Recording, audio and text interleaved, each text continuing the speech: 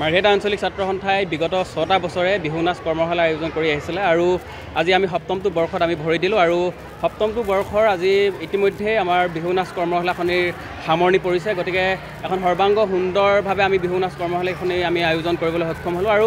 আজি বিহু নাচ কৰ্মশালাখনি দিয়াৰ আমাৰ মূল লক্ষ্য আৰু উদ্দেশ্য এটাই হ'ল যে উঠি অহা প্ৰজন্মটোৱে উঠি অহা কণ শিশুসকলে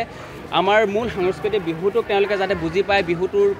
ক খখিনি তেওঁলোকে যাতে শিকিব পাৰে তাৰ উদ্দেশ্যৰে আমি আচলতে আজি আমি বিহু কৰ্মশালাখনি আয়োজন কৰিছিলোঁ আৰু আমি যথেষ্ট সফল হৈছোঁ বুলি ভাবিছোঁ কিয়নো 200তকৈ অধিক কণ শিশুসকলে আমাৰ বিহু কৰ্মশালাখনিত আমি অংশগ্ৰহণ কৰিলে গতিকে সকলো ৰাইজলৈ আমি ধন্যবাদ জনাইছোঁ এই বিহু কৰ্মশালাখনত অংশগ্ৰহণ কৰা সকলো শিশুলৈ আমি ধন্যবাদ জনাইছোঁ আৰু তেওঁলোকে যাতে অসমৰ আহি থকা দিনত অসমৰ জাতীয় জীৱনৰ মূল উৎসৱ বিহুটোক যাতে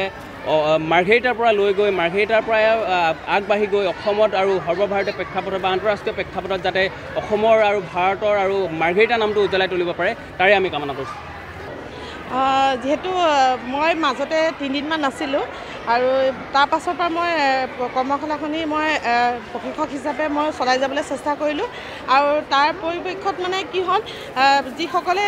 নাচ ভংগীমাখিনিৰ ওপৰত যিখিনি ভংগীমা আমাৰ বিহু নাচৰ সেই শুদ্ধ ৰূপটো মই দি যাবলৈ চেষ্টা কৰিলোঁ আৰু যিমানখিনি পাৰোঁ মই যিমানখিনি শিকিছোঁ আৰু শিকি আহিছিলোঁ সেইখিনি মই তেওঁলোকক বিলাই যাবলৈ চেষ্টা কৰিলোঁ আৰু তেওঁলোকে তেনেধৰণে ল'ব পাৰিছে সেইকাৰণে খুব ভাল লাগিলে